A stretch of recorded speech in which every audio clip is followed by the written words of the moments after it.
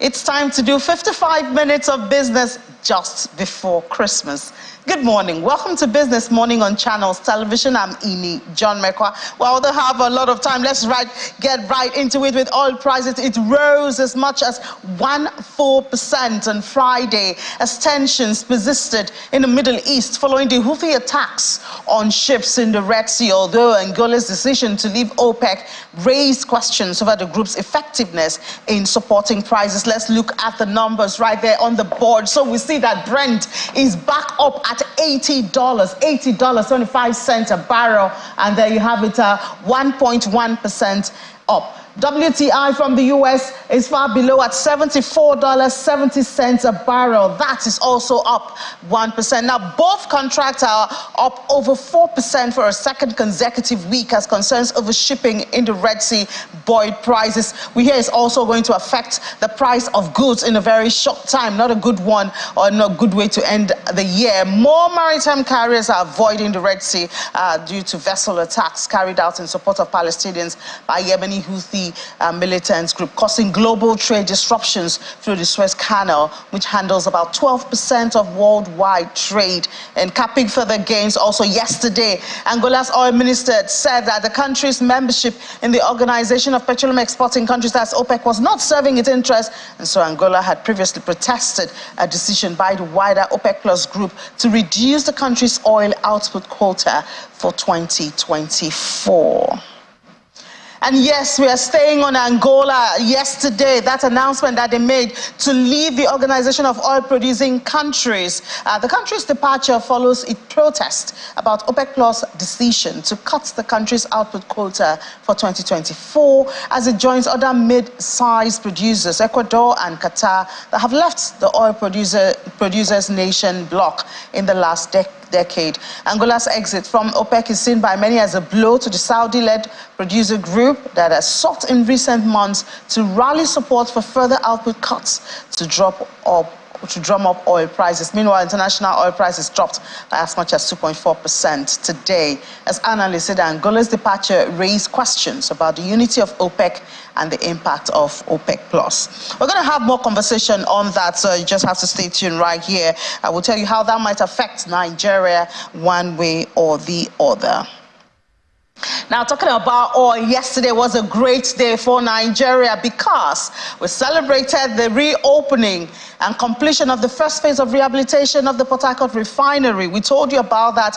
Our correspondent, Olu Phillips, is right there and has been feeding us in. The Harcourt Refinery Company, that's the PHRC Limited, has a combined capacity of 210,000 barrels per day and has commenced operation. The development comes months after the Minister of State for Petroleum, Senator Heineken Lopobiri, said in August that the Harcourt Refinery will commence operation in December. And in March 2021, the Federal Executive Council had approved $1.5 billion for its rehabilitation. Accordingly, data shows that Nigerian government has spent 11.35 trillion naira, that's about $25 billion on that. We get more information from the Minister of State. Today is a very unique day. You can recall that we ought to have held this SECO meeting sometime in the month of November. But for some reason, maybe by providence, I was outside the country, GCO2 was outside the country, EVP was outside the country. Most of us were outside the country, and so we couldn't hold the SECO. We rescheduled, and then something happened again, we were not in the country. And then eventually we resolved that it's better for us to hold today's SECO. That will coincide, with the commencement of operations, of the Harcourt Refinery. So, distinguished ladies and gentlemen, I'm not going to bore you anymore because, people who have spoken before me have spoken all that I would have said, but just to announce to Nigerians that the fulfillment of our pledge, to bring on stream phase 1 of the Harcourt Refinery by the end of 2023, and the subsequent streaming of the phase 2 in 2024, we heartily announce the mechanical completion of flare startup on the 20th of December 2023.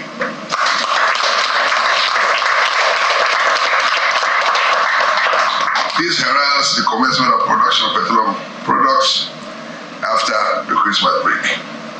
We want to thank Nigerians for their patience and the trust on the NNPC to deliver on our promise and mandate on the rehabilitation of our refineries. This is also another landmark on the renewed hope agenda of President Bola Ahmed Tinubu's administration. So let's see how that will impact the everyday living and spending of Nigerians when it comes to energy prices. And to discuss that with us is Nick Agule. He's an oil and gas expert, joins us from our Abuja studio. Hi, Nick, good morning.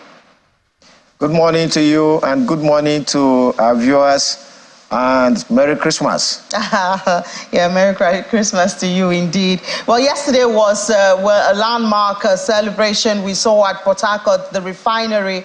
I think when you listen to the report, especially from Channels Television, we're careful to highlight that it is the completion of a mechanical rehabilitation and also the first phase. Because, I mean, Nigerians will be expecting that since we're celebrating the refineries reopening so much, then we should expect, to start getting products from there. From an insider point of view, from an expert point of view, what would be a safe expectation from this refinery? The Channels Television view is the right view. It is a professional view. I can understand the euphoria that Nigerians feel that at least we now have begun production or refining of crude oil in Nigeria. But given the update that we have received from the NNPC Limited, petrol and other petroleum products are not going to come off the Port Harcourt Refinery at least in the next 1 to 6 months or even longer. Because after mechanical completion, they will have to go through instrumentation completion and electrical completion. And then after that, they are going to introduce crude to test the systems to ensure that everything is integrated, is working fine, and the grade of petroleum products as envisaged are being produced. Because if you don't produce the right quality of the petroleum products, it becomes harmful to car engines, to vehicle engines, harmful to the environment and all of that.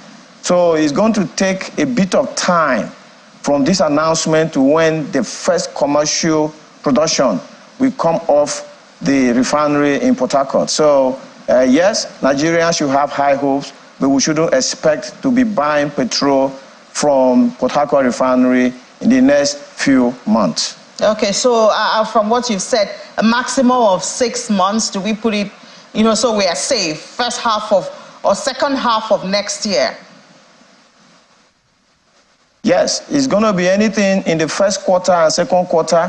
And everything is dependent on the testing of all the components in the refinery.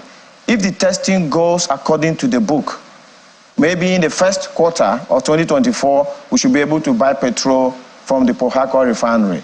But if there are any issues coming up from the testing, perhaps not envisaged, and all of that, then it's going to take longer until everything is in place, working perfectly in sync before the first the first products will come off that refinery. So first quarter, second quarter, it could be longer. Our prayer should be that it should be the shortest possible time, first quarter. And I guess it's very important to have this conversation because we celebrated Dangote, some months ago. And we know that, I think it was yesterday or 2 days ago that they just received their second crude. And I think they have to take another one, a third batch, before they're able to start producing. So it's always very important to put everything in perspective. Now, coming back to Port Harcourt, what can we expect, like when it starts working? What do we expect? Petrol to come from there? Do we expect gas? What can we expect from there? So when we introduce crude oil into a refinery, it also depends on the setup of the refinery. There are refineries that you introduce crude, and about 40% of that crude is going to be PMS, premium motor spirit, which is what we call petrol. And then AGO automotive gas oil, which is what we call diesel, all the way to LPG, all the way to even the asphalt we used in making our roads. These are products that come off the refineries, and it depends on the configuration. I'm not very 100% about the configuration of the Harcourt Refinery, but I would also like to tell Nigerians that our optimism, we should manage our optimism, because this Port Harcourt Refinery, there are actually 2 refineries in Port Harcourt, and this one that has been rehabilitated is the smallest of them. It's 60,000 barrels per day refinery, and it was constructed even before I was born in 1965. It's an old refinery. The age is said doesn't matter if it was being maintained very well over time, but I don't think it was being maintained like that over time. So it's not a big refinery, and the impact on the overall consumption of petroleum products in Nigeria is not going to be that much. I wish they had rehabilitated the sister refinery that is next door there in Port Harcourt, which is 150,000 barrels per day. So, yeah, we got a refinery working, one of the NNPC refinery working, but it's the smallest of them. So we will still have to continue importing petroleum products until perhaps maybe the Dangote refinery comes in. So, of course, with 60,000 barrels a day, we cannot expect, as you said, a lot of impact. Let's just tell ourselves we're still where we were, you know, maybe until something, as you said, Dangote refinery starts giving us products. Exactly, yeah. So we have to manage our expectations accurately. I know the euphoria that has greeted the announcement that the mechanical completion has happened, but it's the smallest of the refineries. I mean, Warri Refinery is 125,000 barrels, which is double this of the old Port Harcourt. Even Kaduna is 110,000 barrels. I know that Kaduna is out of the way because for you to get crude oil to Kaduna, you need the pipelines, which are already not in good shape. But they could have considered the 150,000 Port Harcourt Refinery or the 125,000 Warri Refinery. But they have their reasons for considering this 60,000 refinery. The good thing is that if Nigeria is back refining, we know that the journey has started. I guess that's the good news here. At least the journey has started. And just before we let you go, let's talk about this Angola's threats to exit OPEC. How will it affect us? I think it kind of makes OPEC less powerful, because then you have less members, you control less quota of oil that is being given to the world. So you have less, regulatory or deciding authority when it comes to supply and prices. Yes, indeed. Angola's exit from OPEC is a big blow to OPEC. I mean, Brazil recently joined OPEC, bringing in about 3.2 million barrels to OPEC's basket. And Angola is exiting with 1.1 million barrels. So OPEC on its own can say, well, we got 3.2 minus 1.1, we are still good. But politically and strategically, it impacts on OPEC because, the global oil market is watching it and saying, oh, maybe OPEC is about to disintegrate, or there are all sorts of issues in OPEC, and OPEC is not holding together. But you see, countries have different reasons for why they exit OPEC. For instance, the latest exit before Angola was Qatar in 2019. And Qatar exited because they became a gas-producing nation. They produce more gas than oil. So since OPEC is dealing with oil, there was no need for them to take membership. And for me, I believe that is where Nigeria should be heading to, because actually we have more gas. We have much more gas than crude oil. And given that the world accepts that gas is a transition fuel, Nigeria should now really be focusing on gas. And let's even be running our vehicles on gas, be using gas in our industrial complexes, gas at home, and be exporting huge amount of gas. And if we come to that point, perhaps one day Nigeria can also exit OPEC, because we would have become a gas nation.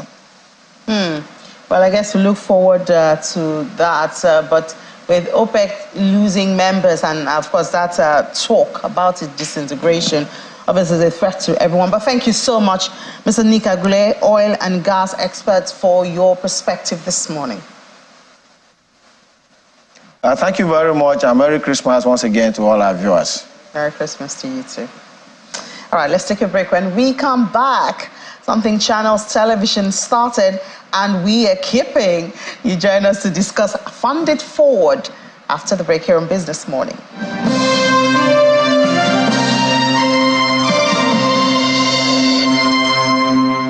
That's right, Fund It Forward. It's a social enterprise-focused reality television program that Channels started.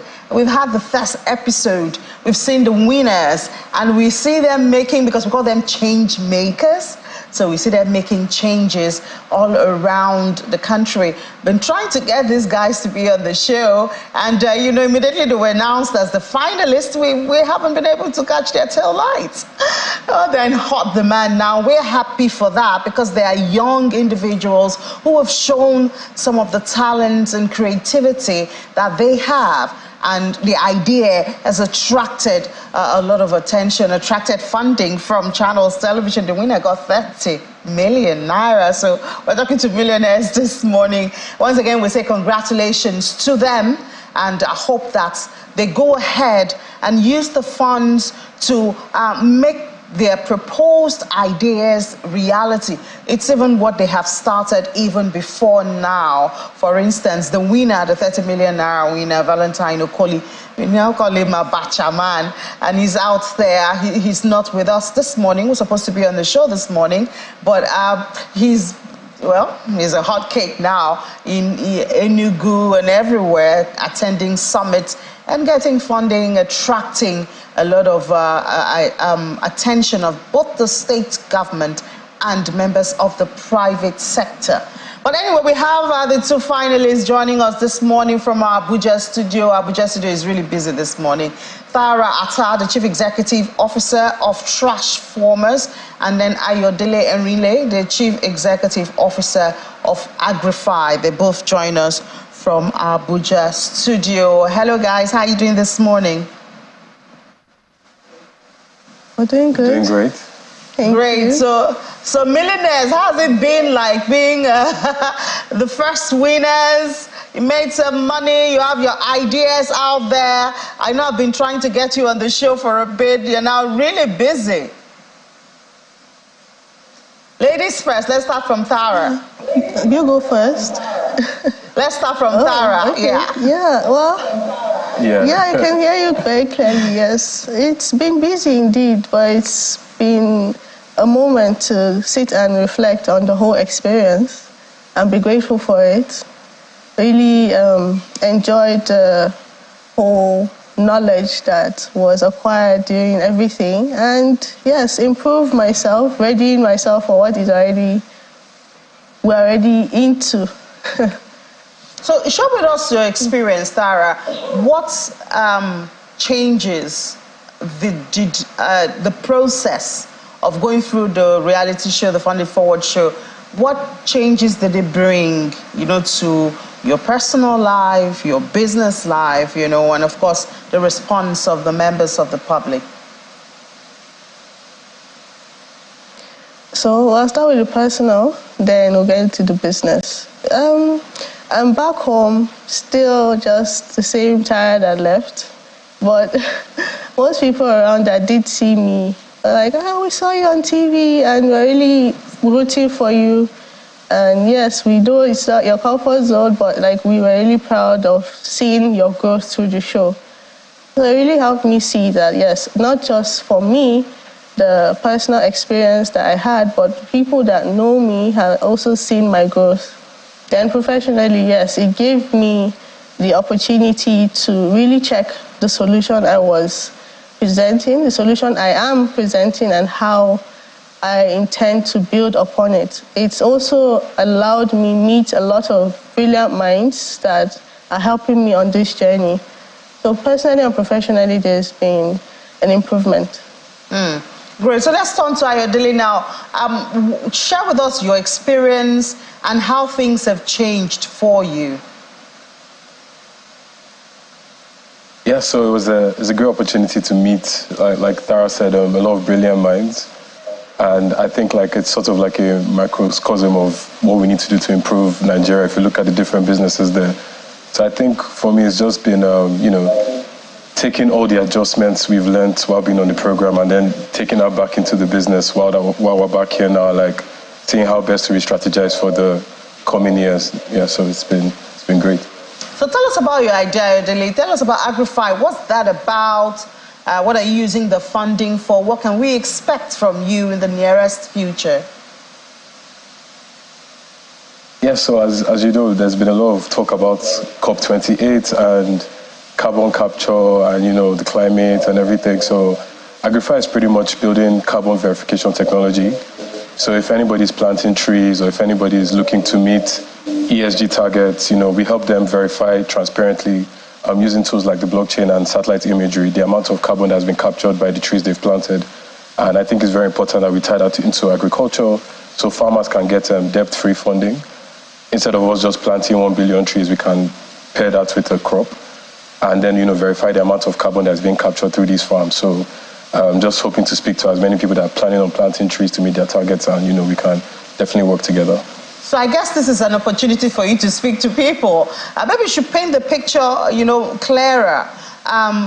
You just talked about planting trees and carbon, but you know that a lot of Nigerians have not yet been captured. Even though we go to COP28 with a lot of delegates and all of that, when you talk about, carbon capturing and all of that, it doesn't really sink into the minds of a lot of Nigerians. Now tell us, how does this concern an average Nigerian, a farmer, a non-farmer? How can they participate? What do you offer if they wanted to employ your service? Because it sounds like you have a consulting service available.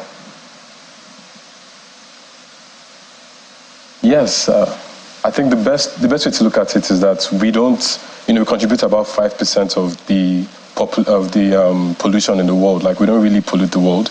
Yet farmers, for instance, are suffering because of environmental degradation. There's flooding, droughts, and all sorts of things that hamper our productivity because agriculture employs the most people.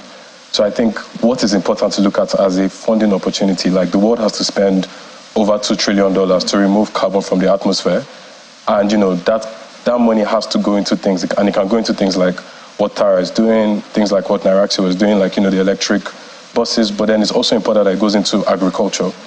And that way, the common man can benefit from this money that has to be spent to capture carbon. So we're not just planting trees, we're also pairing that with agriculture to make sure like the money can flow into the hands of people on the ground. It's very, very important for that to happen, and that's where Agrify comes in. So who are your clients? What do your clients do? What do you do for your clients? So let me paint the picture this way. So let's say, for instance, you have a multinational company that comes into Nigeria, right? And then they have sustainability targets because they have to do ESG reporting. So for their sustainability targets, they could say, okay, we want to plant 1 billion trees. You typically hear of a lot of tree planting, but those tree planting activities don't really go into the hands of the common man. So what we're proposing instead is you pair those trees with crops on your farmland.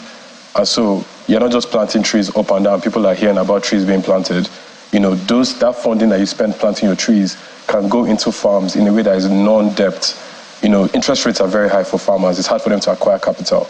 But through these platforms, you can now get multinational companies, whether it's like banks or, oil companies or entertainment companies or retail, or, they can spend some of this money and it goes into the hands of farmers. And then we help them to verify the amount of carbon that's been captured. So that helps them report their impact better. It's a very straightforward thing. We use technology to make sure that happens. We watch the farms and then we verify the amount of carbon that has been captured. So that is what we do at Agrify. Yeah, but you have a lot of companies, apart from multinationals. Multinationals, obviously, it is a demand on them. Do you have a lot of companies in Nigeria that are interested in this? The president has set up a national climate plan. It has people like Mr. Zak Adedeji and also Dr. Dahiru Salisu on this. So I think in the coming years, there's going to be mandates for people to be accounting for the carbon that they put out into the environment, and also showing that, how are we taking out this carbon from the environment. And then it's going to become more and more important for you to account for the carbon you're putting out there and how you're also taking this out. So it's better to start now and start knowing all the things and doing things the right way than to wait for a change in policy to put your business in trouble.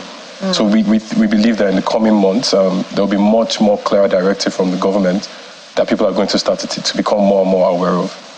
Yeah, and I also hear that SMEs will also be captured because, for instance, you want to get a loan from a bank. One of the things they will ask for will be, what's your plan when it comes to sustainability and dealing with carbon? Absolutely, absolutely. So if we are proposing ourselves as a technology that helps you verify the amount of carbon you are capturing from the environment, and you can help your applications better for loans and different things. So I think for us, what we do at Agrify, sometimes it's hard for us to explain it, but I think it's the kind of technology that is before the wave happens. And when the wave comes, then we become clearer the amount of impact we aim to create. So yeah. All right. So when the wave comes, we'll call you again, or at least we'll talk to you before then. But let's move over to Farah now. Farah, sure. Farah, tell us about Transformers. Your idea that got you to the finalist level, and what you've been doing since then. What you hope to do in the nearest future. Okay. Thank you. So we'll take it back a bit. We weren't always Transformers. We entered the show as High Collar SSL. And along the show, it became apparent that our name did not resonate with people, and it didn't really give the understanding of what we are into, which is waste recycling and biological reprocessing.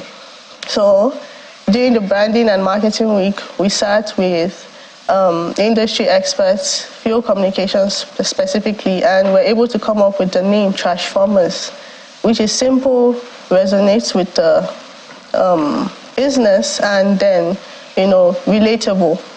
Then talking about what we do and the plans we have, we are able to present ourselves in businesses, specifically in the poultry industry, which is the area where we want to use the waste material or the chicken poo to generate gas. We're specific in that area, and we want to see how we can introduce one material being used for just more than organic fertilizer. So far, we've been able to start discussions where we want to understand the market better. And it has come to our knowledge that this 12 trillion industry is experiencing some, let's call it struggle, mostly because of the forex law, and the increase in feed price. So it's been downsized by 50%, and 30% have closed off due to this issue. In seeing how we really need this resource to generate the gas that we're already working on, it would be to the benefit of the environment and the economy that this market is being really looked at, and we see to it that it's something that we can hold on to. It also has generated over 20 million jobs, so it's not just the material in itself, but the industry in itself that needs to be seen as to how we can keep it going. All right, so the way it works with you, Tara, is you work with poultry farmers, so you get there and collect their waste, and then you now turn it, to electricity, to fire. I think that's what you do. A bit, because I'm leaving you guessing. So what we do is generate gas that we would put into the market as an alternative for cooking, which is cooking gas, and can also be used as fuel to generate electricity. So it is gas we're generating, actually. Okay, it's gas you're generating. So presently, do you have some poultry farms you're collaborating with? Where are they? How does it work? Where do we get your gas you're generating? So basically, it's apparent that we entered the competition as a pilot project, and we already, after the whole conclusion of the show, have started discussions with poultry farmers within the Abuja region. We've also had a conversation and discussing the partnership with an available farm in Ijebu-Ode. It's a medium-scale farm of over 30,000 bird capacity, intending to multiply by 10 by mid-2024. So yes, we're in discussions with poultry farms. that are willing to allow us to use this material to generate gas while also still be able to use it after it's been spent to serve as organic fertilizer. So one material that would have just served, which is chicken poo, that would have just served as organic fertilizer now has the possibility of being used to generate gas and still be used to serve as organic fertilizer after the process of generating gas. So we're presenting ourselves as a CSR solution to poultry farms, which is corporate social responsibility for these farms, while also giving them the opportunity to really use this material to its fullest capacity. So we're not set up anywhere where the gas can be gotten yet, but that is a process that we're discussing with various stakeholders. Well, very interesting, especially these days when gas is the message that is being preached. Cars are being converted to gas use, generators and all of that. But you went in as a pilot project. We appreciate that. And then we appreciate, of course, the faith, that made you come up to the level that you have gotten to. And now with the funding, we know that you have concrete plans. Could you share with us your timeline, and it might be difficult, but do we know if your gas will be cheaper than what we have now? Because now the gas has also gone up. Yes, one of the things that we have been pushing in our message is we're a cost-effective alternative cooking gas. So yes, we intend to enter the market as a cheaper gas, with the same quality, of course, and be able to meet the needs of Nigerians, not just individuals, not just households, but businesses. In the urban areas, most people are already using gas, and not just for the fact that it will be cheaper, but it's also going to be environmentally beneficial. It's also it has health benefits because people don't have to use alternative sources like coal or firewood that would cause health issues. So yes, the benefits are numerous, but just to answer your question, yes, we're entering the market as a cheaper gas. What about timeline? Timeline when I want to buy trash formers gas. Okay, looking at the plan that we already have, which is our own company secret, but the timeline we're looking at is in the next 5-6 months, we should set up something that should allow the gas be in the market, at least for the testing phase, where we see its efficiency, then we intend to expand from there. But our markets where we want to test out is within Abuja and Ogun State, where we currently have discussions with poultry farmers.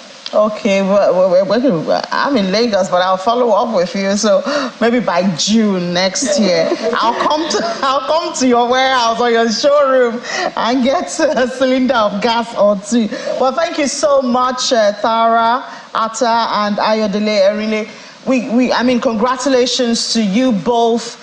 We really wish both of you the very best.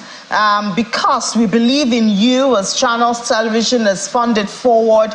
Now you have been empowered.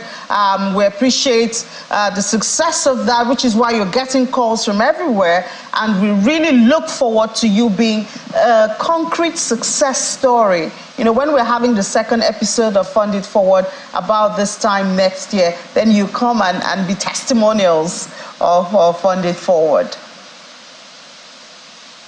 That's a hope. Thank you. All right, guys, take care and all the best.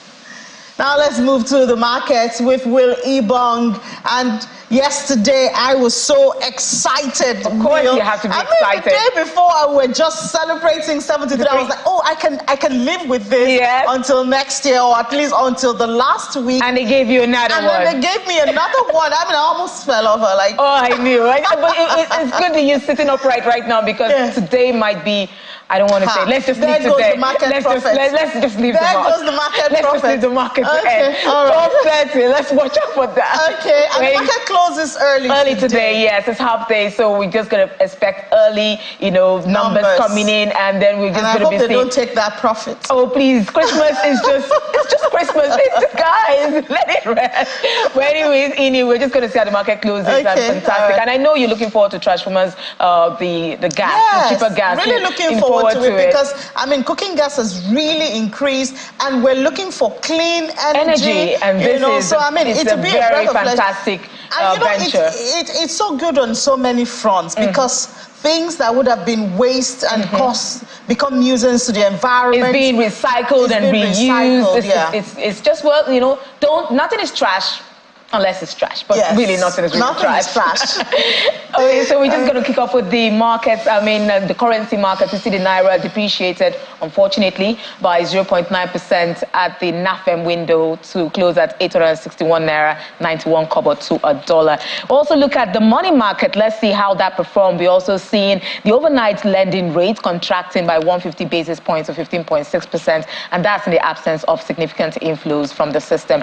But let's look at the bond market. We see it trading with mixed sentiments, but with a bearish bias. Yields expanded, that means rose, but just barely marginal by 1 basis point to about 14.4%. Elsewhere, let's look at the NTB market. It traded also with mixed sentiment, but this time with bullish sentiments, meaning that the yields dropped in that segment by same marginal 1 basis point to about 8.2%.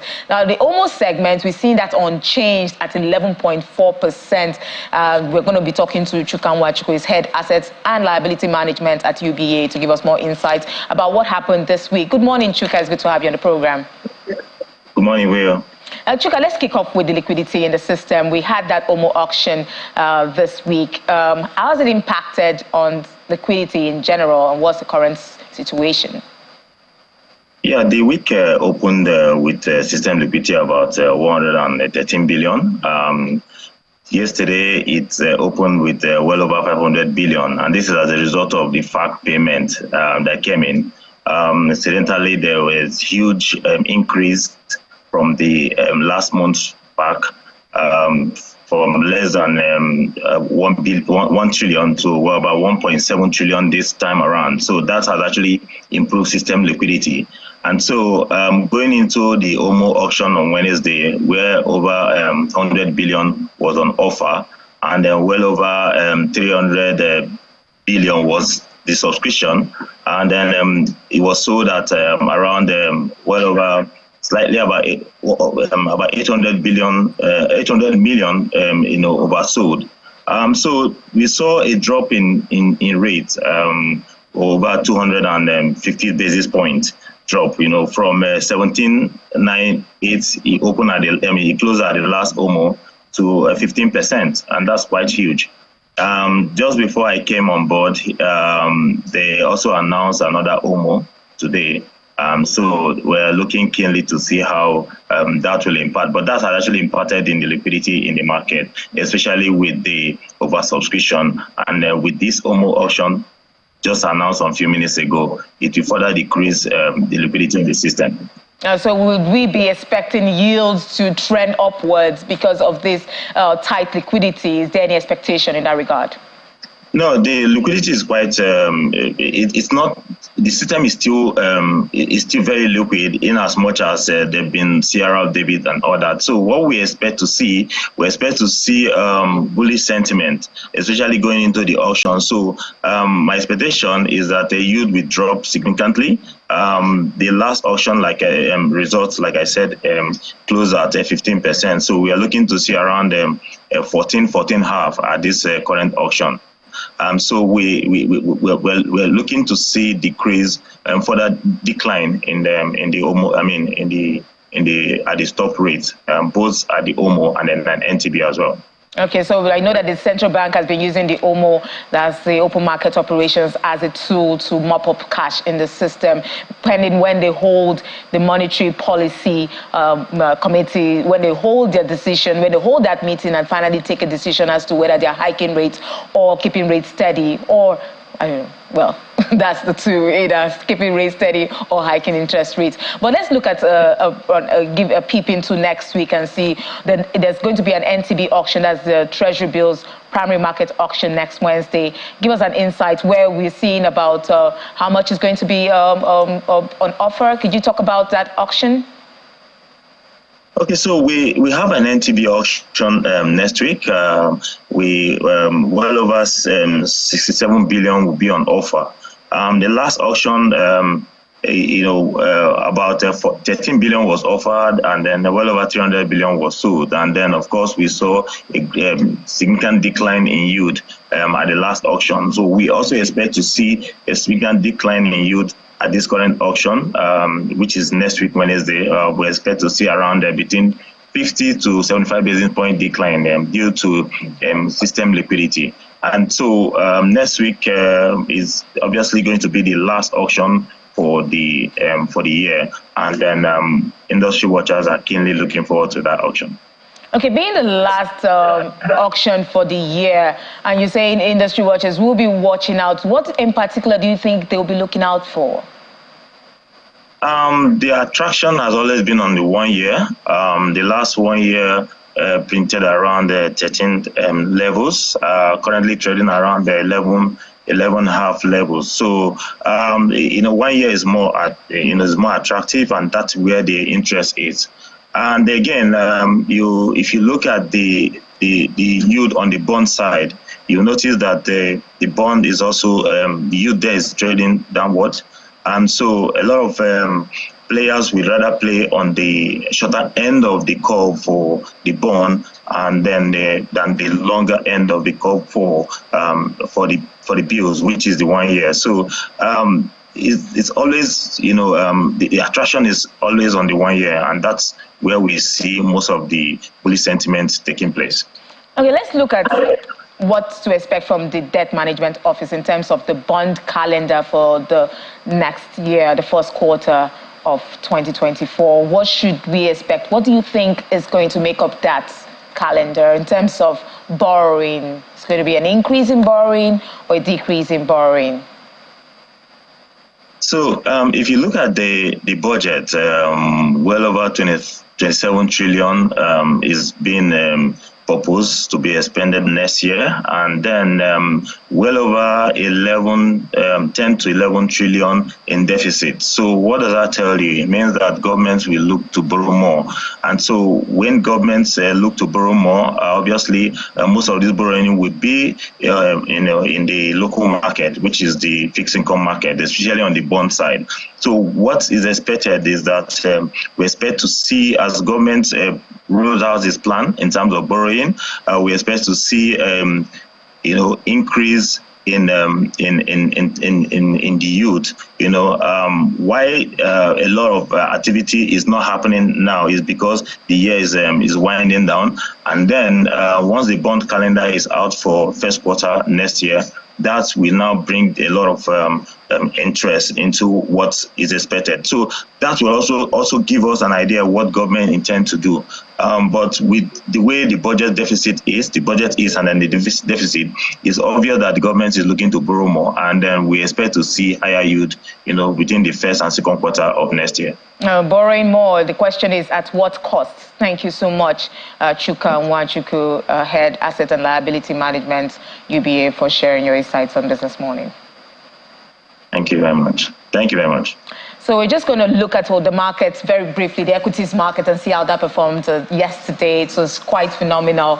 We see in the all-share index, well, I do know that it decreased about 1.2%. Well, the market just wants to play a blind game to us right now. So we see equity cap, which was still 40 trillion. We're still moving forward in the right direction. It went up to 40, and we saw that jump in volume, value, and deals. We see a very fantastic move yesterday, 13 trillion, not much movement, but it was an increase regardless of. It was 488 billion naira. Yes, added to the market. Added to the market in one day. The day before it was 500 billion. Yes, 500. And then the next day, so we have almost 1 trillion added to the market into day. 2 trading sessions. It is fantastic. I'm waiting for the close of business today. I'm just waiting to see. I think the bigger one will be next week, because that'll be the final trading day. And hopefully we'll have the bull roaring again. Please, the bull has to roar into the new year. Definitely. All right, Will, thank you so much. We'll see you at 1:30. Okay. All right, so it's off to another market. That's the crypto market, the market that never sleeps. And I can tell you that that market is also not looking so bad, you know, for the period. It's still a greedy market. That means that there's profit to be taken. If you are not too greedy, you may just hop in and take some profits right there. We also have another news about this market, and that's that the market cap hit $1.7 trillion, and that's the first time in many, many months. You know, we can all, so you have the greed there at 74 over 100, so it might be a good time to take some profits if that's your plan, or you want some money for the festivities right there. Looking at the price, we see that Bitcoin at least gained 0.11% at 43, heading to 44 right there. Ethereum also is positive 2.47% at $2,270.21. BNB also looking green right there. Cardano, XRP, all looking green. And I guess the most interesting one, as usual, will be Bitcoin. We're going close to 44,000. And that means your portfolio, your wallet is going to be increasing in numbers. And then you have Santa is also here. Santa is in NGX. Santa is also at crypto markets. Seems Santa is everywhere this Christmas. Well, let's see the top gainers for the last 24 hours. There you have it.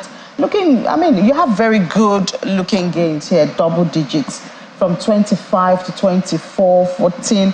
So we know that this is a green market at this time. Let's have Olumide Adesina now try to explain to us what's the driving force right here. I mean, look at the gains, double digits, very confident right there. Hi, Olumide, good morning.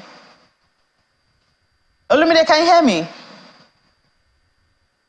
Oh, okay. I think we're trying to get to Olumide, but I mean, hitting 1.7 trillion. And we know that this year, just like last year, has been a year of regulations. Perhaps there's more confidence of it. Of course, we won't take our eyes off the markets or the macroeconomic indices in the United States. That is a major determinant of what goes on here. And we've seen that the Fed is comfortable and promising to at least hold rates, maybe before we start seeing a reduction in rates, you know. So who knows what's driving the market? I hope we can get to Olumide before the program comes to an end, where we see the market up, market cap at $1.7 trillion.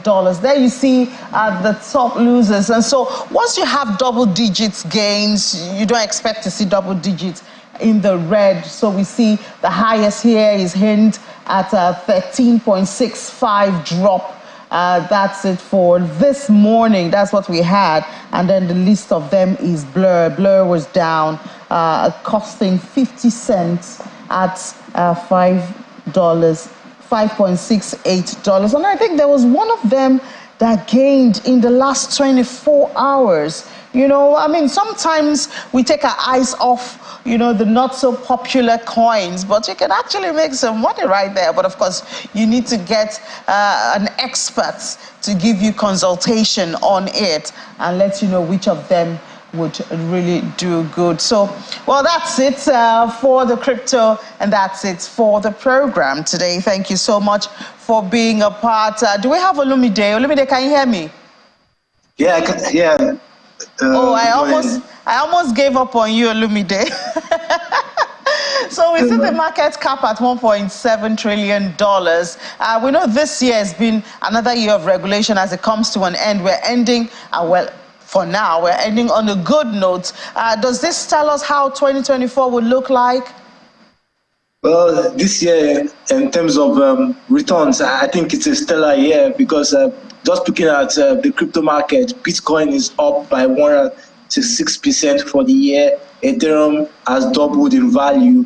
Now, if you look at it on Naira, in terms of Naira terms, for example, Solana 1 million naira investment in January is now worth about 60 million naira, and that's pretty much because dollar is up by 800% this year, and the naira has lost nearly 1/5 of its value. So putting those into consideration tells you how the market has been oscillating. And also looking at the market cap at about $1.7 billion, that tells you that liquidity is coming back to the space. Solana, for example, has a market equivalent of the Nigerian Stock Exchange. It's priced at over $40 billion in market valuation. So it just tells you that while a lot of pundits expected that regulatory concerns would dampen investors' morale, that has not been the case. We've seen the technical abilities of many of these altcoins, particularly the likes of Solana, BNB, and Ethereum, bring in much more attention to the ecosystem. And Bitcoin, of course, has attracted traditional inflows. So it's been a very amazing year for the crypto market. But next year, I think caution might be a wise word. Oh, caution. What about the halving? I thought that was supposed to also perform some magic on the market. Yeah, it's supposed. You know, the reason is because usually when expectations are high, market usually disappoint. You know, pundits are expecting that the spot ETF by next year will push Bitcoin to 6 figures.